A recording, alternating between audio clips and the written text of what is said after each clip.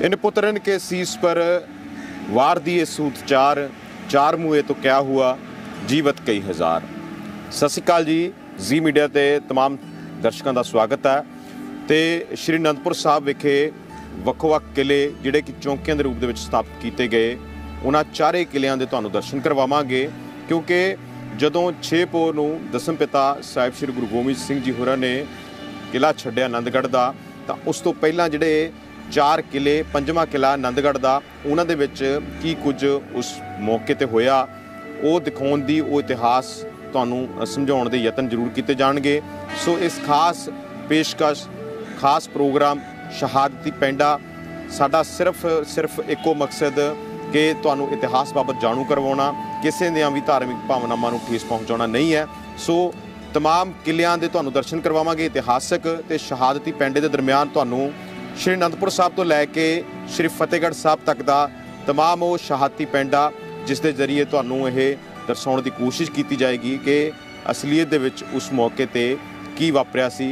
सो इतिहास के जरिए तुहानूं समझाउण दे यतन करांगे।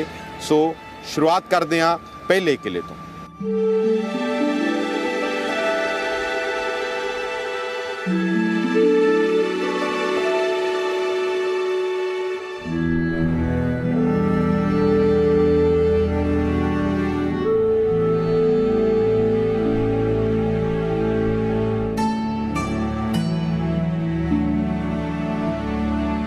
सत श्री अकाल जी। जी मीडिया ते तुहाडा सब दा स्वागत है ते मैं तुहाडा अपना गुरप्रीत सिंह। ते खास तौर ते श्री अनंदपुर साहब दे उन्हां 4 किलियां ते 5वां किला श्री आनंदगढ़ साहब की गलबात कर रहे हैं ते उस वक्त दे इतिहास बारे तुहानूं जाणू करवा रहे हैं। ते अज असीं खड़े हाँ किला तारागढ़ विखे, जिथे तमाम कह लीए कि जिहड़े जख्मी सिंह सन तां उन्हां दा जिहड़ा इत्थे इलाज कीता जांदा सी, या फिर ये भी कह लीए कि ये देश दुनिया का पहला रैड क्रॉस इत्थे स्थापित किया गया किला तारागढ़ विखे, जिथे तप स्थान तो है ही है, वक्-वक् कह सकते हैं कि उस वक्त दे ਸਿੰਘਾਂ ने तप किया, तो उत्थे ही जिहड़े जख्मी सिंह सी उन्हां दा इलाज भी करवाया जाता सी। ते हुण नज़र मारदे हां किला तारागढ़ के इतिहास बाबत, क्योंकि उस वक्त किहो जिहा माहौल सी, क्योंकि 6 पोह नूं जदों गुरु पातशाह ने किला छड्डिया तो उस तो पहला इन्हां किलियां दे विच की हलचल सी। जिहड़े 4 किले सी समेत 5वें किले किला आनंदगढ़ साहब।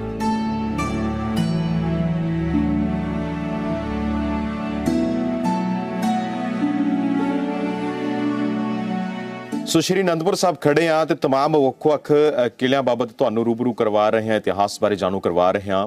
तो किला तारागढ़ खड़े हाँ तो साडे नाल इतिहासकार साहित्यकार भाई हरसिमरन सिंह जी मौजूद ने। हरसिमरन सिंह जी स्वागत है तुहाडा जी मीडिया ते। तो अज की जी आप दिखानी है दर्शकों को अपनी दिख जी श्री आनंदपुर साहब की ਵੱਖ-ਵੱਖ किलियां तहत उस तारागढ़ किला आप दिखा रहे हैं। तो सानू ये बारे थोड़ा जिहा बरीकी दे नाल समझाउण की कोशिश जरूर करियो। उस वक्त की होया सी जदों पातशाह ने पहले पोह तो लैके अगे तक 6 पोह तो पहलां तक का जिहड़ा ये दरम्यान का जिहड़ा समा सी वो किद्दां बतीत कीता, या फिर तारागढ़ जिहड़ा किला है ये की कुछ होया करता सी उस वक्त। बहुत तुहाडा धन्नवाद, तुसीं न्यूज़ तो एक प्रोग्राम शुरू करके हो। सानू आनंदपुर साहब के इस समय में समझने वास्ते ना जी तुसीं गल कर रहे हो 6 पोह तो पहलां दा, ये जो सारे पिछला इतिहास है ना जी आनंदपुर साहब की जी बनतर बनी है इसको समझना पेगा जी, क्योंकि ये जी जगह है 4 पिंड ने जी जिद गुरु तेग बहादुर साहब ने 2200 घुमा जमीन लैके कोट कल्लूर के राजे तो यानी लखेड़ मियांपुर बरोटू माखोवाल ते लोधीपुर इन्हां 4 पिंडां की जमीन लैके 2200 घुमा ते आनंदपुर साहब वसाया सी। उस समय तो गुरु तेग बहादुर साहब जो 1675 शहीद हो गए, उस तो बाद गुरु गोबिंद सिंह महाराज ने सारे आनंदपुर साहब की सारी जी बनतर बनाई। एक तरह का सिटी स्टेट है जी, जिहड़ा कि जिहदे कि हिंदू जी स्टेट है उसका कोई दखल नहीं सीगा। लेकिन चूँकि उस समय जंगा का जो माहौल सी और किस तरीके नाल सारे आनंदपुर साहब की फोर्टिफिकेशन करनी सी, सो आनंदपुर साहब नूं आउण वाले 5 रस्ते ने बेसिकली जी। एक तो रोपड़ आनंदपुर साहब है जिथे किला आनंदगढ़ साहब बनया हुआ है, जिथे असीं खड़े हैं तारापुर ये तारागढ़ किला है जी। ये जिहड़ा कि तारापुर पिंड के नाम से बनया हुआ पिंड इत्थे तारापुर। सो ये जिहड़ा रस्ता है ना जी ये बेसिकली पहाड़ वाले रस्ते तो आनंदपुर साहब नूं आउंदे लोग, क्योंकि गुरु साहब की ये जी युद्ध कला का फोर्टिफिकेशन का जी युद्ध नीति है कि जिथों जिथों भी एंटर पॉइंट है जिथे जिला लाल लोग आ रहे हैं उन्होंने एंट्री पॉइंट्स से गुरु साहब ने अपनी चौकियां या किले कह लो अज के समय किले तो वड्डे घर होंगे ने मतलब शॉर्ट काउंटियां चौकियां बनाइया ताकि लोगों के आने जाने से निगाह रखी जा सके उत्थे सिंह रहिंदे सीगे और उत्थे सारी जिहड़ा इन्हां दा जंगी कलावां दा अभ्यास हुंदा सी सो जिथे असीं खड़े आ ये लखेड़ पिंड है इस पासे पहाड़ ਦੇ ਪਿੰਡ ਨੇ ਇੱਕ ਉਰੇ ਤਾਰਾਗੜ੍ਹ ਦਾ ਇਤਿਹਾਸ ਵੀ ਦੱਸਿਆ ਹੋਇਆ ਤੁਸੀਂ ਆਪਾਂ ਪੜ੍ਹ ਕੇ ਇੱਕ ਵਾਰੀ ਆਪਣੇ ਦਰਸ਼ਕਾਂ ਨੂੰ ਵੀ ਦੱਸ ਦਈਏ ਆਪਾਂ ਦਿਖਾ ਦਈਏ ਇੱਕ ਵਾਰੀ ਜਿਹੜਾ ਇਤਿਹਾਸ ਹੈ ਕਿ ਇਹ ਪਾਵਨ ਜਿਹੜਾ ਸਥਾਨ ਸਾਹਿਬ ਸ੍ਰੀ ਗੁਰੂ ਗੋਬਿੰਦ ਸਿੰਘ ਜੀ ਦੇ 5 ਕਿਲਿਆਂ ਦੇ ਵਿੱਚੋਂ ਇੱਕ ਤੇ ਇਸ ਸਥਾਨ ਦਾ ਨਿਰਮਾਣ ਬਿਲਾਸਪੁਰ ਦੇ ਪਹਾੜੀ ਰਾਜਿਆਂ ਦੇ ਹਮਲਿਆਂ ਨੂੰ ਮੁੱਖ ਰੱਖ ਕੇ ਕੀਤਾ ਇਸ ਸਥਾਨ ਤੇ ਭਾਈ ਕਨਈਆ ਜੀ ਦੇ ਨਾਲ 500 ਦੇ ਕਰੀਬ ਬ੍ਰਹਮ ਗਿਆਨੀ ਸਿੰਘਾਂ ਨੇ ਤਪ ਕੀਤਾ ਤੇ ਪਹਿਲਾ हमला इस स्थान ते सन 1700 ईस्वी दे विच होया सतगुरु जी आप उन्हां 500 ब्रह्म ज्ञानी ਸਿੰਘਾਂ ਨੂੰ लंगर पानी छकाउण दे लई इत्थे आउंदे रहे सन।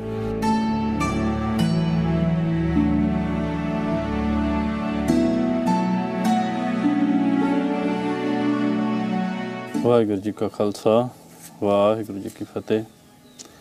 आनंदपुर साहिब की धरती ते धन धन श्री गुरु गोबिंद सिंह साहिब जी महाराज जी ने 5 किले साजे। पहला किला किला आनंदगढ़ साहिब, दूसरा किला किला लोहगढ़ साहिब, तीसरा किला किला फतेहगढ़ साहिब, चौथा किला किला होलगढ़ साहिब, पंजवां किला जिस किले के तुसीं दर्शन कर रहे हो ये पंजवां किला है किला तारागढ़ साहिब। इस स्थान ते तकरीबन 500 ब्रह्म ज्ञानी सिंह भजन बंदगी करते सी। धन धन श्री गुरु गोबिंद सिंह साहिब जी महाराज आप उन्हां ਸਿੰਘਾਂ ਲਈ ਇੱਥੇ प्रशादा पानी लैके आउंदे सी, आप ਸਿੰਘਾਂ ਦੀ सेवा करते सी, प्रशादा पानी छकाउण लई आप महाराज आउंदे सी। भाई कन्हैया जी जल दी सेवा करते सीगे। इधर पहाड़ियां दे बैक साइड ते बिलासपुर पैंदा है। बिलासपुर दे जिहड़े पहाड़ी राजे सीगे ਉਹ ਧੰਨ ਧੰਨ श्री गुरु गोबिंद सिंह साहिब जी महाराज तो खार खांदे सी। ਉਹਨਾਂ ਨੂੰ ਡਰ ਸੀ ਕਿ आनंदपुर साहिब ਦੀ ਧਰਤੀ ਤੇ ਧੰਨ ਧੰਨ श्री गुरु गोबिंद सिंह साहिब जी महाराज कलगी तोड़ा लाउंदे आ, राज सभा सजाउंदे आ, तख्त सजाउंदे आ। उन्हां नूं इह सी किते साडे राजां नूं खतरा ना हो जावे, इस करके वो महाराज ते खार खांदे सी ते वो पहाड़ी राजे इकट्ठे हो के महाराज ते हमले करते सी। जदों उन्हां दीयां फौजां चढ़ाई करके आउंदियां सी, ये किला उच्चा पहाड़ी ते सी, इस किले तो पहला ही पता लग जांदा सी कि फौजां चढ़ाई करके आ रहीआं हन। इत्थों दूर दूर तक नज़र आउंदा सी। जदों फौजां आउंदियां सीगीआं ਤਾਂ ਉਹਨਾਂ ਨੂੰ ਇੱਥੇ ਹੀ ਰੋਕਿਆ ਜਾਂਦਾ ਸੀ। 1700 ਈਸਵੀ ਵਿੱਚ ਇਸ ਸਥਾਨ ਤੇ ਪਹਿਲਾ ਜੰਗ ਯੁੱਧ ਹੋਇਆ। ਸਿੰਘਾਂ ਦੀ ਜਿੱਤ ਹੋਈ, ਦੁਸ਼ਮਣਾਂ ਦੀ ਹਾਰ ਹੋਈ। ਉਸ ਜੰਗ ਸਮੇਂ ਵੀ ਭਾਈ ਕਨਈਆ ਜੀ ਜਲ ਦੀ ਸੇਵਾ ਕਰਦੇ ਸੀ।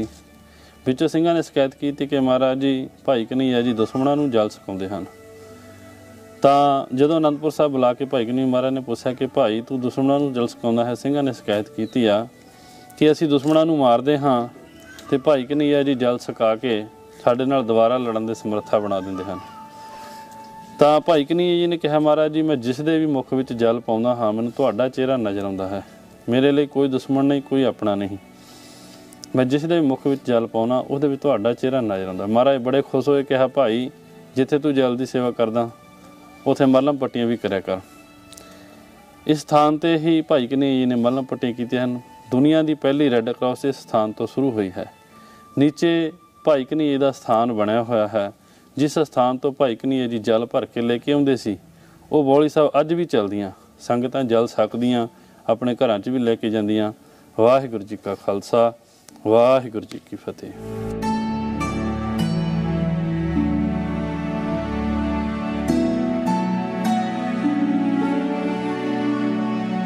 ਸੋ ਕਿਲਾ ਤਾਰਾਗੜ੍ਹ ਖੜੇ ਆ ਜਿੱਥੇ ਇਤਿਹਾਸ ਬਾਰੇ ਤੁਹਾਨੂੰ ਜਾਣੂ ਕਰਵਾ ਰਹੇ ਹਾਂ। ਇਹ ਜਿਹੜਾ ਕਿਲਾ ਹੈ ਇਹ ਬਹੁਤ ਉਚਾਈ ਤੇ ਹੈ ਕਿਉਂਕਿ ਉਸ ਵਕਤ ਉਚਾਈ ਤੇ ਇਸ ਗੱਲ ਕਰਕੇ ਕਿਲੇ ਬਣਾਏ ਜਾਂਦੇ ਸਨ ਤਾਂ ਕਿ ਦੁਸ਼ਮਣ ਤੇ ਨਜ਼ਰ ਰੱਖੀ ਜਾ ਸਕੇ। ਤੁਹਾਨੂੰ तमाम ਉਹ ਕਿਲੇ ਬਾਬਤ ਦੇ ਇਤਿਹਾਸ ਬਾਬਤ ਜਾਣੂ ਕਰਵਾਇਆ ਜਾ ਰਿਹਾ ਹੈ ਕਿਉਂਕਿ ਅਸਲੀਅਤ ਦੇ ਵਿੱਚ ਉਸ ਵਕਤ ਹੋਇਆ ਕੀ ਸੀ। ਕਿਉਂਕਿ 6 ਪੋਹ ਨੂੰ ਪਾਤਸ਼ਾਹ ਨੇ ਅਨੰਦਪੁਰ ਸਾਹਿਬ ਦਾ ਕਿਲਾ ਛੱਡਿਆ, ਲੇਕਿਨ ਉਸ ਤੋਂ ਪਹਿਲਾਂ ਵੱਖ-ਵੱਖ ਜਿਹੜੇ ਕਿਲੇ ਸੀ ਉਹਨਾਂ ਦੇ ਵਿੱਚ ਕੀ ਕੁਝ ਉਸ ਵਕਤ ਗਤੀਵਿਧੀਆਂ ਸੀ, ਕੀ ਕੁਝ ਹਿਲਚੁਲ ਸੀ। ਸਾਡੇ ਨਾਲ ਭਾਈ ਸਾਹਿਬ ਮੌਜੂਦ ਨੇ, ਉਹ ਸਾਨੂੰ ਲਗਾਤਾਰ ਇਸ ਪੂਰੇ ਇਤਿਹਾਸ ਬਾਰੇ ਤਫਸੀਲ ਦੇ ਨਾਲ ਜਾਣੂ ਕਰਵਾ ਰਹੇ ਨੇ। ਭਾਈ ਸਾਹਿਬ ਆਪਾਂ ਇਹ ਗੱਲਬਾਤ ਕਰ ਰਹੇ ਸੀ ਕਿ ਭਾਈ ਕਨ੍ਹਈਆ ਜੀ ਦੀ ਗੱਲਬਾਤ ਕੀਤੀ ਜਾਏ ਜਾਂ ਫਿਰ ਬੌਲੀ ਸਾਹਿਬ ਦਾ ਵੀ ਤੁਸੀਂ ਜ਼ਿਕਰ ਕੀਤਾ ਪਹਿਲਾਂ, ਤੇ ਹੋਰ ਕੀ ਕੁਝ ਅਹਿਮ ਸੀ ਉਸ ਵਕਤ ਇਸ ਕਿਲੇ ਦੇ ਵਿੱਚ, ਕਿਉਂਕਿ ਆਲੇ ਦੁਆਲੇ ਸਾਰੇ ਪਾਸੇ ਪਹਾੜ ਨੇ ਬਖੂਬੀ ਤਰੀਕੇ ਦੇ ਨਾਲ ਆਪਾਂ ਦੇਖ ਸਕਦੇ ਹਾਂ, ਕਿਉਂਕਿ ਪਹਾੜ ਇਹ ਕਿਲਾ ਉਚਾਈ ਤੇ ਬਹੁਤ ਸਥਾਪਿਤ ਕੀਤਾ ਗਿਆ। ਇਸ ਬਾਬਤ ਸਾਨੂੰ ਥੋੜ੍ਹਾ ਜਿਹਾ ਹੋਰ ਜਾਣੂ ਕਰਵਾਉਣ ਦੀ ਜ਼ਰੂਰ ਕੋਸ਼ਿਸ਼ ਕਰਿਓ। ਦੇਖੋ ਜਿਹੜੀ ਇਸ ਦੀ ਟੋਪੋਗ੍ਰਾਫੀ ਹੈ ਨਾ ਜੀ, ਇਹ ਬੜੀ ਕਮਾਲ ਦੀ ਹੈ। ਦੂਸਰਾ ਦੇਖੋ, ਜਿਸ ਵੇਲੇ ਇਹ ਵੇਖਿਆ ਗਿਆ ਕਿ ਹੁਣ 8 ਮਹੀਨੇ ਤੋਂ ਪਹਿਲਾਂ ਘੇਰਾ ਪਿਆ ਗਿਆ ਸੀ ਅਨੰਦਪੁਰ ਸਾਹਿਬ ਨੂੰ, ਆਨੰਦਗੜ੍ਹ ਸਾਹਿਬ ਨੂੰ, ਤਾਂ ਜਿਹੜੇ ਇੱਥੇ ਸਿੰਘ ਰਹਿੰਦੇ ਸੀਗੇ ਉਹਨਾਂ ਨੂੰ ਸਨੇਹ ਭੇਜ ਕੇ ਬੁਲਾਇਆ ਗਿਆ ਫਿਰ, ਕਿਉਂਕਿ ਜਦੋਂ ਗੁਰੂ ਗੋਬਿੰਦ ਸਿੰਘ ਮਹਾਰਾਜ ਨੇ ਫੈਸਲਾ ਕਰ ਲਿਆ ਕਿਲਾ ਛੱਡਣ ਦਾ, ਤਾਂ ਨੇਚਰਲੀ ਜਿਹੜੇ ਇੱਥੇ ਸਿੰਘ ਰਹਿੰਦੇ ਸੀ ਉਹਨਾਂ ਨੇ ਵੀ ਨਾਲ ਜਾਣਾ ਸੀਗਾ। ਸੋ ਇੱਥੇ ਜਿਹੜਾ ਅੱਜ ਪਰੰਪਰਾ ਨੂੰ ਦੁਬਾਰਾ ਸੁਰਜੀਤ ਕੀਤਾ ਜਾ ਰਿਹਾ ਕਿ ਜਦੋਂ 6 ਪੋਹ ਨੂੰ ਇੱਥੋਂ ਕਿਲਾ ਸਾਹਿਬ ਛੱਡਣ ਦਾ ਇਤਿਹਾਸਕ ਵਾਕਿਆ ਦੁਹਰਾਇਆ ਜਾਂਦਾ, ਨਗਰ ਕੀਰਤਨ ਜਾਂਦਾ ਇੱਥੋਂ, ਤਾਂ ਇੱਥੋਂ ਵੀ ਸੰਗਤਾਂ ਜਿਹੜੀਆਂ ਨੇ ਹੁਮਾ ਕੇ ਚਾਰੇ ਕਿਲਿਆਂ ਤੋਂ ਅਨੰਦਪੁਰ ਸਾਹਿਬ ਦੀ ਸੰਗਤਾਂ ਨਗਰ ਕੀਰਤਨ ਕਰਦੀਆਂ ਆਨੰਦਗੜ੍ਹ ਸਾਹਿਬ ਪਹੁੰਚਦੀਆਂ ਨੇ। ਉੱਥੋਂ ਫਿਰ ਸਾਰੇ ਕਿਲੇ ਦੀ ਜਿਹੜੀ ਵਾਪਸੀ ਜਿਹੜੀ ਆ ਗੁਰੂ ਸਾਹਿਬ ਛੱਡਣ ਜਾਂਦੇ ਸੀ। ਸੋ ਮੈਂ ਸਮਝਦਾ ਕਿ ਇਹ ਜਿਹੜਾ ਕਿਲਾ ਹੈ ਨਾ ਜੀ, ਇਸ ਪੱਖੋਂ ਦੇਖੋ ਫਤਿਹਗੜ੍ਹ ਸਾਹਿਬ ਕਿਲਾ ਕਿਵੇਂ ਨਿਗਰਾਨ ਚੌਕੀ ਹੈ। ਲੋਹਗੜ੍ਹ ਕਿਲਾ ਜਿਹੜਾ ਹੈ ਨਾ ਜੀ, ਉਹ ਜਿਹੜਾ ਨੂਰਪੁਰ ਦਾ ਏਰੀਆ ਹੈਗਾ, ਸਤਲੁਜ ਦੇ ਕੰਢੇ ਬੈਠਾ ਬਣਿਆ ਹੋਇਆ ਹੈ, ਔਰ ਉੱਥੇ ਹਥਿਆਰਾਂ ਦੀ ਸਾਰੀ ਬਣਤਰ ਹੁੰਦੀ ਸੀ। ਹੋਲਗੜ੍ਹ ਕਿਲਾ ਜਿਹੜਾ ਹੈਗਾ, ਹੋਲਗੜ੍ਹ ਕਿਲਾ ਉਹ ਗੜ੍ਹ ਸ਼ੰਕਰ ਰਸਤੇ ਤੇ ਹੈ ਜੀ, ਔਰ ਆਨੰਦਗੜ੍ਹ ਸਾਹਿਬ ਰੋਪੜ ਦੇ ਰਸਤੇ ਤੇ ਹੈ। ਇਹ ਜਿਹੜਾ ਕਿਲਾ ਨਾ ਜੀ, ਇਹ ਡਾਇਰੈਕਟ ਜਿਹੜੀ ਫਰੰਟਲ ਅਟੈਕ ਸੀ ਨਾ ਜੀ ਹਿੰਦੂ ਰਾਜਿਆਂ ਦਾ, ਪਹਾੜੀ ਰਾਜਿਆਂ ਦਾ, ਉਹਨੂੰ ਬਰਦਾਸ਼ਤ ਕਰਦਾ ਸੀਗਾ। ਇਹ ਜਿਹੜਾ ਫਰੰਟਲ ਅਟੈਕ ਪਹਿਲਾ ਅਟੈਕ ਇੰਨੀ ਉਚਾਈ ਹੈ, ਬਿਲਕੁਲ ਉਚਾਈ ਵੀ ਆਪਾਂ ਬਿਲਕੁਲ ਬਖੂਬੀ ਤਰੀਕੇ ਦੇ ਨਾਲ ਦੇਖ ਸਕਦੇ ਹਾਂ, ਕਿਉਂਕਿ ਕਾਫੀ ਉਚਾਈ ਤੇ ਇਹ ਜਿਹੜਾ ਕਿਲਾ ਉਹ ਸਥਾਪਿਤ ਕੀਤਾ ਗਿਆ। ਤਾਂ ਇਹ ਮੇਨ ਇਹਨੂੰ ਧੁਰਾ ਵੀ ਕਹਿ ਲਈਏ ਆਪਾਂ ਕਿ ਮੇਨ ਇਹ ਧੁਰਾ ਸੀ, ਜਾਂ ਫਿਰ ਇਹ ਕਹਿ ਸਕਦੇ ਜਿਹੜੀ ਵੱਡੀ ਜੰਗ ਆਨੰਦਗੜ੍ਹ ਸਾਹਿਬ ਹੈ, ਛੋਟੀ ਜੰਗ ਦਾ ਏਰੀਆ ਇਹ ਸੀ ਜੀ। ਮਤਲਬ ਕਿ ਸਭ ਤੋਂ ਮੇਨ ਧੁਰਾ ਤਾਂ ਆਨੰਦਗੜ੍ਹ ਕਿਲਾ ਹੀ ਹੈ। ਉਸ ਤੋਂ ਪਹਿਲਾਂ ਦੀ ਜੇਕਰ ਗੱਲ ਕੀਤੀ ਜਾਏ ਤਾਂ ਫਿਰ ਉਸ ਤੋਂ ਪਹਿਲਾਂ ਜਿਹੜੀ ਜੰਗ ਹੋਈ, ਇਹ ਨਹੀਂ ਪਹਿਲਾਂ ਇਹ ਨਹੀਂ ਜਿਹੜਾ 1704 ਵਾਲੀ ਜੰਗ ਹੀ, ਉਸ ਤੋਂ ਪਹਿਲਾਂ ਵੀ ਜਿਹੜੀਆਂ ਭਾਈ ਧਾਰ ਦੇ ਰਾਜੇ ਨਾਲ ਜੰਗਾਂ ਹੋਈਆਂ ਨੇ ਨਾ ਜੀ, ਉਹ ਇਹ ਸਥਾਨ ਹੈ ਜਿੱਥੇ ਕਿਹਾ ਜਾ ਸਕਦਾ ਵੀ ਬਾਬਾ ਭਾਈ ਕਨ੍ਹਈਆ ਜੀ ਜ਼ਖਮੀਆਂ ਨੂੰ ਵਿਦਆਊਟ ਐਨੀ ਡਿਸਕ੍ਰਿਮੀਨੇਸ਼ਨ ਉਹ ਸਿੱਖਾਂ ਨੂੰ, ਮੁਸਲਮਾਨਾਂ ਨੂੰ ਤੇ ਹਿੰਦੂਆਂ ਨੂੰ ਪ੍ਰਸ਼ਾਦ ਪਾਣੀ ਛਕਾਉਂਦੇ ਸੀਗੇ, ਪਾਣੀ ਪਿਲਾਉਂਦੇ ਸੀਗੇ, ਔਰ ਉਹ ਸ਼ਿਕਾਇਤ ਵੀ ਇੱਥੇ ਹੋਈ, ਘਟਨਾ ਇੱਥੇ ਵਾਪਰੀ। ਅੱਛਾ, ਉਹ ਇੱਥੇ ਅਨੰਦਪੁਰ ਸਾਹਿਬ, ਇਹ ਸਤਾਰਾਗੜ੍ਹ ਦੇ ਏਰੀਆ, ਜਿਹੜਾ ਏਰੀਆ ਦੇਖੋ ਨਾ, ਸਾਰਾ ਏਰੀਆ ਜਿਹੜਾ ਸਾਰਾ ਪਲੇਨ ਹੈ। ਅਸੀਂ ਉਸ ਮੰਜ਼ਰ ਨੂੰ ਅਗਰ ਲੈ ਕੇ ਆਈਏ ਤਾਂ ਵੇਖੀਏ ਕਿ ਆ ਪਹਾੜ ਇਸ ਪਾਸੇ ਜੰਗੀ ਮੈਦਾਨ ਨੇ, ਬਿਲਕੁਲ ਸਾਰੇ ਪਾਸੇ ਬਿਲਕੁਲ ਪਹਾੜ ਹੀ ਪਹਾੜ, ਕਿਉਂਕਿ ਇੱਥੇ ਦੁਸ਼ਮਣ ਤੇ ਨਜ਼ਰ ਵੀ ਰੱਖਣੀ, ਉਹ ਪੈਣੀ ਨਜ਼ਰ ਵੀ ਇੱਥੋਂ ਸਹੀ ਤਰੀਕੇ ਦੇ ਨਾਲ ਰੱਖੀ ਜਾ ਸਕਦੀ। ਅੱਜ ਵੀ ਚਮਕੌਰ ਸਾਹਿਬ ਦਾ ਸੀਨ ਆਪਾਂ ਕ੍ਰੀਏਟ ਕਰ ਸਕਦੇ ਇੱਥੇ। ਚਮਕੌਰ ਸਾਹਿਬ ਹੀ ਜਿਹੜੀ ਉੱਪਰ ਹੈ ਨਾ ਜੀ, ਤੇ ਥੱਲੇ ਮੈਦਾਨ ਹੈ। ਸੋ ਤੇ ਇਹ ਪੈਰਲਲ ਹੈ ਤਕਰੀਬਨ। ਤਾਰਾਗੜ੍ਹ ਦਾ ਕਿਲਾ, ਚਮਕੌਰ ਸਾਹਿਬ ਦੀ ਕਿਲਾ ਜਿਹੜੀ ਯੁੱਧ ਨੀਤੀ ਜਾਰੀ ਰਣਨੀਤੀ ਦੇ ਮੁਤਾਬਕ ਜਿਹੜਾ ਬਣਿਆ ਨਾ ਜੀ, ਉਹ ਇਹ ਏਰੀਆ ਆਪਾਂ ਕਰ ਸਕਦਾ ਕਿ ਇਸ ਜਿਹੜੀ ਡਿਵੈਲਪਮੈਂਟ ਮਤਲਬ ਹੋਰ ਹੋਣੀ ਚਾਹੀਦੀ ਹੈ। ਅੱਛਾ, ਡਿਵੈਲਪਮੈਂਟ ਦੀ ਗੱਲਬਾਤ ਬਈ ਬਿਲਕੁਲ ਪ੍ਰਸ਼ਾਸਨ ਦੀ ਉਹ ਜ਼ਿੰਮੇਵਾਰੀ ਹੈ, ਲੇਕਿਨ ਉਹ 3-4 ਦਿਨ ਪਹਿਲਾਂ ਜਦੋਂ ਅਨੰਦਪੁਰ ਸਾਹਿਬ ਦਾ ਕਿਲਾ ਛੱਡਿਆ, ਹੋਰ ਕੀ ਕੁਝ ਹਿਲਚੁਲ, ਕੀ ਕੁਝ ਗਤੀਵਿਧੀਆਂ, ਕੀ ਕੁਝ ਵਾਰਤਾਲਾਪ ਸਿੰਘ ਸਾਹਿਬਾਨਾਂ ਦੀਆਂ ਆਪਸ ਦੇ ਵਿੱਚ ਹੋਈਆਂ, ਕੀ ਕੁਝ ਗੁਰੂ ਪਾਤਸ਼ਾਹ ਨਾਲ ਸਿੰਘਾਂ ਦੀਆਂ ਗੱਲਾਂ ਬਾਤਾਂ ਹੋਈਆਂ ਇਸ ਬਾਬਤ? ਦੇਖੋ, ਇਸ ਵਾਸਤੇ ਤਾਂ ਜੀ ਮਹਿਸੂਸ ਕੀਤਾ ਜਾ ਸਕਦਾ ਹੈ ਕਿ ਜਿਹੜਾ ਨੈਗੋਸ਼ੀਏਸ਼ਨ ਚੱਲੀਆਂ ਉਹ ਬੜੀ ਇੰਪੋਰਟੈਂਟ ਨੇ, ਚਾਹੇ ਉਹ ਹਿੰਦੂ ਰਾਜੇ ਨਾਲ ਸੀਗੇ ਰਾਜੇ ਜਾਂ ਜਿਹੜੇ ਮੁਸਲਮਾਨ ਰਾਜੇ ਸੀਗੇ, ਔਰ ਉਹਦੇ 'ਚ ਜਿਹੜਾ ਨੈਗੋਸ਼ੀਏਸ਼ਨ ਵਾਲਾ ਪੱਖ ਹੈ ਨਾ ਜੀ, ਉਹਦੇ 'ਚ ਤਾਰਾਗੜ੍ਹ ਤੇ ਗੁਰੂ ਗੋਬਿੰਦ ਸਿੰਘ ਦਾ ਆਪਸ ਤਾਲਮੇਲ ਹੈ ਜੀ। ਵੀ ਉਹ ਜਿਹੜੀ ਜੋ ਨੈਗੋਸ਼ੀਏਸ਼ਨ ਜੋ ਉਹਨਾਂ ਦੇ ਵਾਅਦੇ ਕੀਤੇ ਜਾ ਰਹੇ ਸੀਗੇ, ਕਿਉਂਕਿ ਵਾਅਦਿਆਂ ਦੀ ਜਿਹੜੀ ਗੱਲ ਹੈ ਨਾ ਜੀ, ਉਹ ਉਹਨਾਂ 6 ਦਿਨਾਂ ਦੌਰਾਨ ਹੀ ਹੋਈ ਹੈ, ਜਦੋਂ ਗੁਰੂ ਸਾਹਿਬ ਛੱਡਦੇ ਨਹੀਂ ਸੀ ਕਿਲੇ ਨੂੰ ਔਰ ਪੂਰੀ ਤਰ੍ਹਾਂ ਇੱਥੇ ਉਹ ਬੈਠੇ ਸੀ ਮੋਰਚੇ ਲਾ ਕੇ, ਤਾਂ ਜੋ ਉਹ ਨੈਗੋਸ਼ੀਏਸ਼ਨ ਦਾ ਪ੍ਰੋਸੈਸ ਚੱਲਿਆ, ਉਹਦੇ ਜਿਹੜੇ ਤਾਰਾਗੜ੍ਹ ਤੇ ਗੁਰੂ ਗੋਬਿੰਦ ਸਿੰਘ ਮਹਾਰਾਜ ਦਾ ਆਪਸ ਤਾਲਮੇਲ ਹੈ ਜੀ। ਤੇ ਔਰ ਫਿਰ ਕਿਉਂਕਿ ਜਦੋਂ ਸੰਗਤਾਂ ਨੂੰ ਇੱਥੋਂ ਬੁਲਾਇਆ ਗਿਆ ਨਾ, ਜਦੋਂ ਜਾਣਾ ਸੀਗਾ, ਉਸ ਵਾਸਤੇ ਫਿਰ ਮੈਂ ਸਮਝਦਾ ਕਿ ਉਹ ਜਿਹੜੀ ਨੈਗੋਸ਼ੀਏਸ਼ਨ ਦਾ ਜਿਹੜਾ ਸੈਂਟਰ ਹੈ ਉਹ ਤਾਰਾਗੜ੍ਹ ਤੇ ਆਨੰਦਗੜ੍ਹ ਸਾਹਿਬ ਹੈ ਜੀ। ਅੱਛਾ, ਮਤਲਬ ਕਿ ਇਹ ਕਾਫੀ ਕੁਝ ਮੇਨ ਅਹਿਮ ਇਸ ਕਿਲੇ ਦੇ ਵਿੱਚ ਵੀ ਰਿਹਾ, ਕਿਉਂਕਿ ਜਿੱਥੇ ਇੱਥੇ ਜ਼ਖਮੀਆਂ ਨੂੰ ਮਲਮ ਪੱਟੀਆਂ ਫਿਰ ਉਹਨਾਂ ਦਾ ਇਲਾਜ ਕਰਵਾਇਆ ਜਾਂਦਾ ਸੀ, ਤਾਂ ਇੱਥੇ ਵੀ ਇੱਥੋਂ ਜਿਹੜੀ ਲੜਾਈ ਦਾ ਮੇਨ ਕਹਿ ਸਕਦੇ ਹਾਂ ਕਿ ਆਨੰਦਗੜ੍ਹ ਕਿਲੇ ਤੋਂ ਪਹਿਲਾਂ ਇੱਥੇ ਇਹ ਸਾਂਭ ਸੰਭਾਲ ਕੀਤੀ ਜਾਂਦੀ ਸੀ ਵੀ ਜੇਕਰ ਕੋਈ ਵੀ ਅਟੈਕ ਹੁੰਦਾ ਦੁਸ਼ਮਣ ਦਾ ਤਾਂ ਇੱਥੋਂ ਉਸ ਚੀਜ਼ ਨੂੰ ਕੰਟਰੋਲ ਕੀਤਾ ਜਾਂਦਾ ਸੀ। ਜੀ ਜੀ। ਦੂਸਰੀ ਗੱਲ ਇਹ ਹੈ ਨਾ ਜੀ ਕਿ ਜਿਹੜਾ ਇੰਟੈਲੈਕਚੁਅਲਸ ਲਹਿਰ ਹੈ, ਇੰਟੈਲੈਕਚੁਅਲ ਐਕਟੀਵਿਟੀ ਜਿਹੜੀ ਗੁਰੂ ਸਾਹਿਬ ਦੇ ਵੇਲੇ ਦੇ ਜਾਂ ਕਵੀ ਨੇ ਜਾਂ ਜਿਹੜੇ ਹੋਰ ਗੁਰਸਿੱਖ ਵਗੈਰਾ ਜਿਹੜੇ ਗੁਰਬਾਣੀ ਦੀ ਸੰਥਿਆ ਕਰਦੇ ਨੇ, ਜਾਂ ਉਹ ਸੈਂਟਰ ਵੀ ਇਹੀ ਹੈ। ਜਿਵੇਂ ਦੇਖੋ, ਇੱਕੋ ਸਮੇਂ ਨੌਲੇਜ ਐਂਡ ਫਾਈਟਿੰਗ ਜਿਹੜੀ ਹੈ ਉਹ ਤਾਰਾਗੜ੍ਹ ਦੇ ਕਿਲੇ ਦੇ ਸੈਂਟਰ 'ਚ ਹੈ ਜੀ। ਨੌਲੇਜ ਵੀ ਦਿੱਤਾ ਜਾ ਰਿਹਾ ਹੈ। ਗੁਰੂ ਗੋਬਿੰਦ ਸਿੰਘ ਮਹਾਰਾਜ ਨੇ ਜਿਹੜੇ ਉੱਥੇ ਵਿਦਵਾਨ ਰੱਖੇ ਨੇ ਜਾਂ ਕਵੀ ਨੇ, ਉਹ ਵੀ ਉਹਦੇ 'ਚ ਵੀ ਇੱਥੇ ਦਾ ਹਿੱਸਾ ਹੈਗਾ ਜੀ।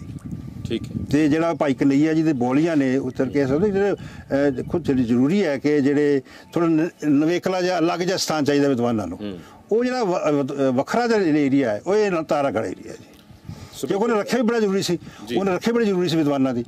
ਸੋ ਫਰੰਟਲ ਅਟੈਕ ਦੇ ਜਿਹੜਾ ਸੈਂਟਰ, ਇੰਟੈਲੈਕਚੁਅਲ ਸੈਂਟਰ ਐਂਡ ਜੋ ਕਹਿੰਦੇ ਰੈੱਡ ਕਰਾਸ ਦਾ ਸੈਂਟਰ, ਇਹ ਤਿੰਨੋਂ ਇੱਥੇ ਮਿਲੇ। ਉਹ ਤਾਰਾਗੜ੍ਹ ਸੀ। ਤਾਰਾਗੜ੍ਹ ਸੀ। ਸੋ ਮਾਣਮੱਤਾ ਤੇ ਬਹੁਤ ਹੀ ਅਨਮੋਲ ਇਤਿਹਾਸ ਸਿੱਖ ਕੌਮ ਦਾ, ਉਹਨਾਂ ਸਾਰੀਆਂ ਚੀਜ਼ਾਂ ਬਾਰੇ ਤੁਹਾਨੂੰ ਜਾਣੂ ਕਰਵਾ ਰਹੇ ਹਾਂ ਤੇ ਸਮਝਣ ਦੀ ਕੋਸ਼ਿਸ਼ ਕੀਤੀ ਜਾ ਰਹੀ ਹੈ, ਕਿਉਂਕਿ ਹਾਲਾਂਕਿ ਇਤਿਹਾਸਕਾਰ ਬਹੁਤ ਕੁਝ ਲਿਖਦੇ ਨੇ, ਸਾਹਿਤਕਾਰ ਨੇ ਆਪਣੇ ਤਰੀਕੇ ਦੇ ਨਾਲ ਉਸ ਨੂੰ ਲਿਖਿਆ ਤੇ SGPC ਨੇ ਉਸ ਹਿਸਾਬ ਦੇ ਨਾਲ ਸਾਰਾ ਕੁਝ ਇੱਥੇ ਬੋਰਡਾਂ ਦੇ ਉੱਪਰ ਜਿਹੜਾ ਹੈ ਉਹ ਲਿਖਵਾਇਆ।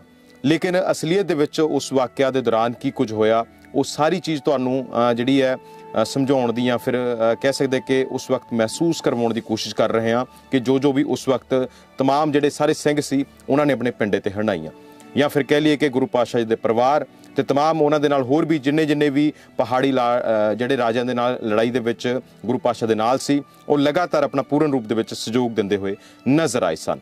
ਸੋ ਅੱਗੇ ਹੁਣ ਇੱਕ ਹੋਰ ਕਿਲੇ ਵੱਲ ਜਾਵਾਂਗੇ, ਇੱਕ ਹੋਰ ਕਿਲੇ ਦੇ ਦਰਸ਼ਨ ਤੁਹਾਨੂੰ ਕਰਾਵਾਂਗੇ, ਕਿਉਂਕਿ ਇਹ 4 ਕਿਲੇ, ਪੰਜਵਾਂ ਆਨੰਦਗੜ੍ਹ ਸਾਹਿਬ ਦਾ ਕਿਲਾ ਜਾਣਨਾ ਇਸ ਗੱਲ ਕਰਕੇ ਜ਼ਰੂਰੀ ਹੈ ਕਿਉਂਕਿ 6 ਪੋਹ ਤੋਂ ਜਦੋਂ ਪਾਤਸ਼ਾਹ ਨੇ ਕਿਲਾ ਛੱਡਿਆ, ਉਸ ਤੋਂ ਪਹਿਲਾਂ ਦੀਆਂ ਗਤੀਵਿਧੀਆਂ ਸ਼੍ਰੀ ਅਨੰਦਪੁਰ ਸਾਹਿਬ ਦੇ ਵਿੱਚ ਕਿਹੋ ਜਿਹੀਆਂ ਸੀ, ਕਿਹੋ ਜਿਹੀਆਂ ਹਵਾਵਾਂ ਸੀ ਇੱਥੋਂ ਦੀਆਂ, ਕੀ ਕੁਝ ਹਿਲਚੁਲ ਹੋ ਰਹੀ ਸੀ।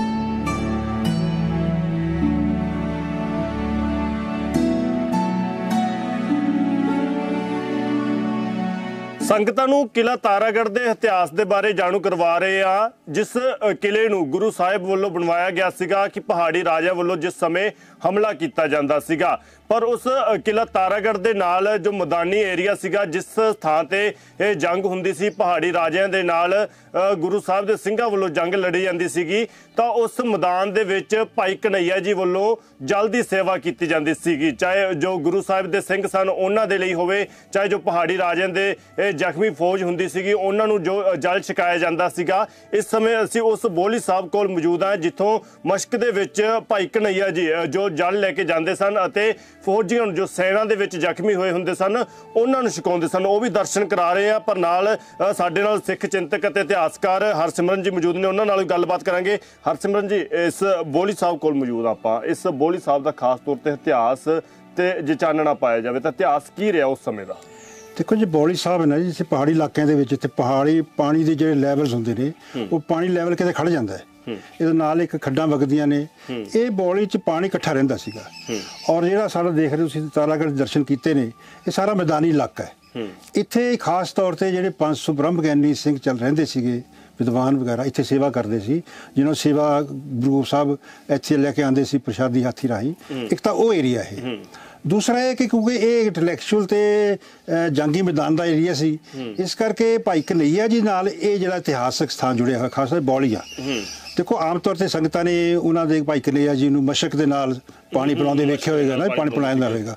ਉਹ ਜਿਹੜਾ ਬਿਰਤਾਂਤ ਹੈ ਨਾ ਜੀ, ਉਹ ਇਹ ਹੈ ਕਿਉਂਕਿ ਬੌਲੀ 'ਚ ਪਾਣੀ 'ਚ ਖੜਾ ਰਹਿੰਦਾ ਸੀ ਔਰ ਸਦਾ ਇਸ ਲਈ ਖੜਾ ਰਹਿੰਦਾ ਸੀ। ਤੁਸੀਂ ਦੇਖੋ, ਇਹਦੇ ਸਾਰੇ ਪੱਥਰ ਨੇ। ਉਸ ਤੋਂ ਬਾਅਦ ਜਿਹੜੀ ਸੇਵਾ ਹੋਈ ਇਸ ਦੀ, ਇਹ ਪੱਥਰਾਂ ਦੇ ਉੱਤੇ, ਕਿਉਂਕਿ ਪਹਿਲਾਂ ਇਲਾਕੇ ਦੇ ਲੋਕ ਇੱਥੋਂ ਪਾਣੀ ਲੈ ਕੇ ਜਾਂਦੇ ਸੀ, ਹੁਣ ਤਾਂ ਚਲੋ ਪਾਣੀ ਸਾਰੀ ਸਹੂਲਤ ਹੋ ਗਈ, ਪਾਣੀ ਦੀ ਸੇਵਾ ਇੱਥੋਂ ਹੁੰਦੀ ਸੀ, ਲੋਕ ਲੈ ਕੇ ਜਾਂਦੇ ਸੀ ਔਰ ਸਾਰੀ ਬਾਲਟੀਆਂ ਨਾਲ ਡੋਰੂਆਂ ਨਾਲ ਕੱਢਦੇ ਸੀਗੇ। ਪੱਥਰ ਹੀ ਦੇਖੋ ਇਸ ਦੇ ਸਾਰੇ ਛੋਟੇ ਘਰ ਕੱਸ ਕੇ ਗੋਲ ਹੋ ਗਏ ਨੇ, ਕਿਉਂਕਿ ਇਹ ਪੁਰਾਣੇ ਪੱਥਰ ਜਾਪ ਰਹੇ ਆ, ਜਿਹੜੇ ਇਹ ਪੱਥਰ ਲੱਗੇ ਹੋਏ ਆ ਬੋਲੀ ਸਾਹਿਬ ਦੇ ਵਿੱਚ, ਪੁਰਾਣੇ ਘੱਟੋ ਘੱਟ 200-300 ਸਾਲ ਪੁਰਾਣੇ ਨੇ ਜੀ। ਦੂਸਰਾ ਤੁਸੀਂ ਦੇਖੋਗੇ ਤਾਂ ਪਾਣੀ ਦਾ ਲੈਵਲ ਇੱਕਸਾਰ ਹੈ ਔਰ ਕਿੰਨਾ ਸ਼ੁੱਧ ਪਾਣੀ ਹੈ। ਇਹ ਬੜੀ ਕੁਦਰਤੀ ਇੱਕ ਖੇਡ ਹੈ ਇੱਥੇ ਕਿ ਪਾਣੀ ਸ਼ੁੱਧ ਹੈ ਔਰ ਲੋਕਾਂ ਦੀ ਬੜੀ ਅੱਛੀ ਬਿਮਾਰੀਆਂ ਦਾ ਵੀ ਇਹ ਨਾਸ਼ ਕਰਦਾ ਹੈ। ਸੋ ਇਹ ਜਿਹੜਾ ਇਤਿਹਾਸ ਹੈ, ਇਹ ਬਾਬਾ ਕਨ੍ਹਈਆ ਜੀ ਨਾਲ ਜੁੜਿਆ ਹੋਇਆ ਹੈ ਔਰ 500 ਜਿਹੜੇ ਬ੍ਰਹਮ ਗਿਆਨੀ ਜਪ ਤਪ ਕਰਦੇ ਸੀ ਤੇ ਉਹਨਾਂ ਨਾਲ ਜੁੜਿਆ ਹੋਇਆ ਹੈ। ਜੇਕਰ ਜੰਗ ਦੀ ਗੱਲ ਕੀਤੀ ਜਾਵੇ, ਜੋ ਜੰਗ ਹੁੰਦੀ ਸੀ ਮੈਦਾਨੀ ਇਲਾਕੇ ਦੇ ਵਿੱਚ, ਉਹ ਇੱਥੋਂ ਕਿੰਨੀ ਕੁ ਦੂਰ ਤੇ ਹੁੰਦੀ ਸੀਗੀ? ਕਿਉਂਕਿ ਤਾਰਾਗੜ੍ਹ ਕਿਲਾ ਪੈ ਜਾਂਦਾ ਇੱਥੋਂ ਕੁਝ ਕੁ ਦੂਰੀ ਤੇ, ਅਤੇ ਇੱਥੋਂ ਜਿਹੜਾ ਕਿ ਜਲ ਲੈ ਕੇ ਜਾਂਦੇ ਸਨ, ਪਰ ਮੈਦਾਨੀ ਇਲਾਕਾ ਕਿਹੜਾ ਰਹਿ ਜਾਂਦਾ ਸੀ? ਦੇਖੋ, ਗੱਲ ਸਰ ਹੈ ਨਾ ਜੀ, ਜਦੋਂ ਜੰਗ ਹੁੰਦੀ ਹੈ ਆਪਾਂ ਹੁਣ ਸੋਚਦੇ ਹਾਂ ਕਿ ਹਜ਼ਾਰਾਂ ਬੰਦੇ ਹੁੰਦੇ ਹੋਣਗੇ ਜੀ, ਹਜ਼ਾਰਾਂ ਜ਼ਖਮੀ ਹੋਣਗੇ, ਸੈਂਕੜੇ ਜ਼ਖਮੀ ਹੁੰਦੇ ਹੋਣਗੇ ਜੀ। ਗੋ ਭਾਈ ਕਨ੍ਹਈਆ ਜੀ ਨੇ ਸੇਵਾ ਆਪਣੀ ਤੇ ਲੈ ਲਈ ਹੋਈ ਸੀ ਵੀ ਮੈਂ ਬਿਨਾਂ ਕਿਸੇ ਭੇਦਭਾਵ ਦੇ ਜ਼ਖਮੀਆਂ ਦੀ ਸੇਵਾ ਕਰਨੀ ਹੈ। ਸੋ ਜਦੋਂ ਉਹ ਮੈਦਾਨੀ ਇਲਾਕੇ ਕੇ ਜਾਂਦੇ ਸੀਗੇ। ਕਿਵੇਂ ਜਦੋਂ ਜੰਗ ਖਤਮ ਵੀ ਹੋ ਜਾਂਦੀ ਸੀ, ਇਵਨ ਜਿਹੜੇ ਜ਼ਖਮੀ ਇੱਥੇ ਪਏ ਰਹਿੰਦੇ ਸੀਗੇ ਉਹਨਾਂ ਦੀ ਸੇਵਾ ਵਾਸਤੇ ਜੁੜੇ ਹੋਏ ਸੀਗੇ। ਹੋ ਸਕਦਾ ਨਾਲ ਹੋਰ ਵੀ ਹੋਣਗੇ, ਲੇਕਿਨ ਇੱਥੋਂ ਜਿਹੜੀ ਇਹ ਸਾਰੀ ਜਿਹੜੀ ਪਾਣੀ ਦੀ ਸੇਵਾ ਉਹ ਇੱਥੋਂ ਹੀ ਹੁੰਦੀ ਸੀ। ਯਾਨੀ ਕਿ ਇੱਥੋਂ ਪਾਣੀ ਜੋ ਜਲ ਲੈ ਕੇ ਜਾਂਦੇ ਸਨ ਭਾਈ ਕਨਈਆ, ਪਾਣੀ ਲੈ ਕੇ ਜਾਂਦੇ ਸੀ, ਜਾਂ ਜਿਹੜੇ ਇਲਾਕੇ ਦੇ ਵਿੱਚ ਜਾ ਕੇ ਜਿਹੜੇ ਜ਼ਖਮੀ ਹੁੰਦੇ ਸੀ, ਜਾਂ ਜਿਹੜੇ ਹੋਰ ਇੱਥੇ ਪਾਣੀ ਦੀ ਜ਼ਰੂਰਤ ਸੀਗੀ। ਦੇਖੋ ਸਿਰਫ ਜੰਗ ਨਾਲ ਜੋੜੇ ਇਸ ਨੂੰ, ਜਿਹੜੀ ਹੋਰ ਪਾਣੀ ਦੀ, ਕਿਉਂਕਿ ਸਾਰਾ ਕਹਿ ਸਕਦੇ ਹੁਣ ਤਾਂ ਪੁਰਾਣਾ ਹੋ ਗਿਆ ਨਾ ਜੀ, ਸਾਰਾ ਦੇਸ਼ ਹੋ ਗਿਆ। ਨਹੀਂ, ਏਰੀਆ ਜਿਹੜਾ ਸਾਡਾ ਦੁਖਾਂਤ ਇਹ ਹੈ ਵੀ ਅਸੀਂ ਉਹ ਜਿਹੜੇ ਉਸ ਸਮੇਂ ਦੇ ਸਾਰੇ ਕਿਲੇ ਨੇ ਜਾਂ ਉਹਨਾਂ ਜਿਹੜਾ ਸਾਰਾ ਵਿਕਾਸ ਹੈ ਜਾਂ ਜੋ ਕੁਛ ਆਪਾਂ ਦੇਖਦੇ ਹਾਂ ਕਿ ਉੱਥੇ ਕੋਈ ਨਾ ਕੋਈ ਪ੍ਰਾਚੀਨ ਜਿਹੜੀਆਂ ਚੀਜ਼ਾਂ ਰਹਿ ਗਈਆਂ, ਅਸੀਂ ਖੋਜ ਨਹੀਂ ਕੀਤੀ ਉਹਨਾਂ ਦੀ। ਹਰਸਿਮਰਤ, ਜੋ ਪੁਰਾਤਨ ਚੀਜ਼ਾਂ ਦਾ ਜ਼ਿਕਰ ਕਰ ਰਹੇ ਹੋ ਜੋ ਰਹਿ ਗਈਆਂ ਨੇ, ਇਸ ਜਦੋਂ ਜਲ ਲੈ ਕੇ ਜਾਂਦੇ ਸਨ ਭਾਈ ਕਨਈਆ ਜੀ ਇੱਥੋਂ, ਉਸ ਸਮੇਂ ਜਿਹੜੀ ਮਸ਼ਕ ਵਰਤੀ ਜਾਂਦੀ ਸੀ, ਕਿ ਮਸ਼ਕ ਅੱਜ ਪਈ ਹੈ ਇੱਥੇ ਜੋ ਵਡਮੁੱਲਾ ਚੀਜ਼, ਇਹ ਵੀ ਬੜੀ ਵੱਡੀ ਮਤਲਬ ਪ੍ਰਾਪਤੀ ਹੈ ਸਾਡੀ, ਜਿਹੜੀ ਸਾਡੇ ਇਲਾਕੇ 'ਚ ਗੁਰੂ ਸਾਹਿਬ ਨੇ ਜਾਂ ਜੋ ਵੀ ਸਿੰਘਾਂ ਨੇ ਪ੍ਰਾਪਤ ਕੀਤੀ ਹੈ। ਜਿੱਥੇ ਗੁਰਦੁਆਰੇ ਸਾਂਭੇ ਨੇ ਉੱਥੇ ਪ੍ਰਾਚੀਨ ਮਸ਼ਕ ਹੈ, ਉਹ ਵੀ ਸਾਂਭੀ ਹੋਈ ਹੈ। ਔਰ ਉੱਪਰ ਜਾ ਕੇ ਦੇਖਾਂਗੇ ਅਸੀਂ ਗੁਰਦੁਆਰੇ ਦੇ ਵਿੱਚ ਪਈ ਹੈ, ਔਰ ਬੱਕਰੇ ਦੀ ਖਲ ਦੀ ਉਹ ਮਸ਼ਕ ਹੈ, ਬਕਾਇਦਾ ਬੱਕਰੇ ਜਿੱਥੇ ਸਿਰ ਹੁੰਦਾ ਹੈ, ਉਹ ਲੱਤਾਂ ਹੁੰਦੀਆਂ ਉਹਨੂੰ ਬੰਨਿਆ ਹੋਇਆ ਇਸ ਨੂੰ। ਉਹ ਮਸ਼ਕ ਜਿਹੜੀ ਗੁਰੂ ਸਾਹਿਬ ਦੇ ਭਾਈ ਕਨਈਆ ਜੀ ਦੀ ਪ੍ਰਾਪਰਟੀ ਹੈ, ਜਿਹੜੀ ਕਿ ਪੰਥ ਕੋਲ ਹੈ। ਸੋ ਇਹ ਹੈ ਕਿ ਨੇਚਰਲੀ ਹੈ ਕਿ ਜਿਹੜਾ ਉਸ ਸਮੇਂ ਜੋ ਸਾਧਨ ਸੀਗੇ ਪਾਣੀ ਪਿਲਾਉਣ ਦੇ, ਪਾਣੀ ਲਿਜਾਣ ਦੇ, ਟਰਾਂਸਪੋਰਟੇਸ਼ਨ ਦੇ, ਉਹਨਾਂ ਤਰ੍ਹਾਂ ਜੋ ਵਰਤਿਆ ਜਾਂਦਾ ਸੀ। ਇਹ ਬੋਡੀ ਸਪੋਕਨ ਇੰਪੋਰਟੈਂਟ ਹੈ, ਜਿੱਥੇ ਕਿ ਸੰਗਤਾਂ ਨੂੰ ਬਹੁਤਾ ਪਤਾ ਵੀ ਨਹੀਂ। ਇਹ ਪੁਰਾਤਤਵ ਡਿਪਾਰਟਮੈਂਟ ਜਿਹੜਾ ਸੈਂਟਰ ਸਰਕਾਰ ਦਾ ਉਸ ਦੇ ਮਤਲਬ ਕੰਟਰੋਲ 'ਚ ਹੈਗੀ ਹੈ, ਪਰ ਇਹਦੀ ਕੋਈ ਸੰਭਾਲ ਨਹੀਂ ਹੈਗੀ ਜੀ, ਨਾ ਇੱਥੇ ਕੋਈ ਸ਼ੈੱਡ ਹੈ, ਨਾ ਇੱਥੇ ਕਿਸੇ ਤਰੀਕੇ ਨਾਲ ਲੋਕਾਂ ਨੂੰ ਪਤਾ ਹੈ।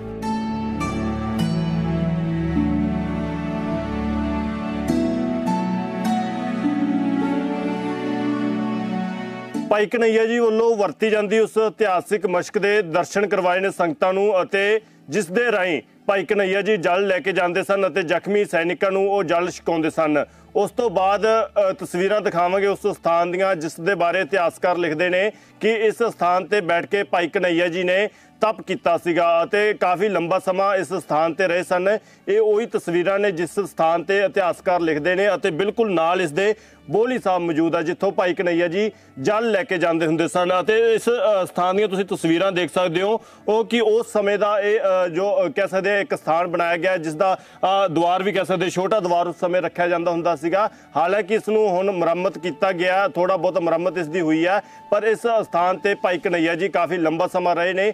ਇਸੇ ਸਥਾਨ ਤੋਂ ਜਿਹੜੇ ਕਿ ਭਾਈ ਕਨਈਆ ਜੀ ਜਲ ਲੈ ਕੇ ਜਾਂਦੇ ਹੁੰਦੇ ਸਨ ਅਤੇ ਜ਼ਖਮੀ ਸੈਨਿਕਾਂ ਨੂੰ ਛਕਾਉਂਦੇ ਹੁੰਦੇ ਸਨ।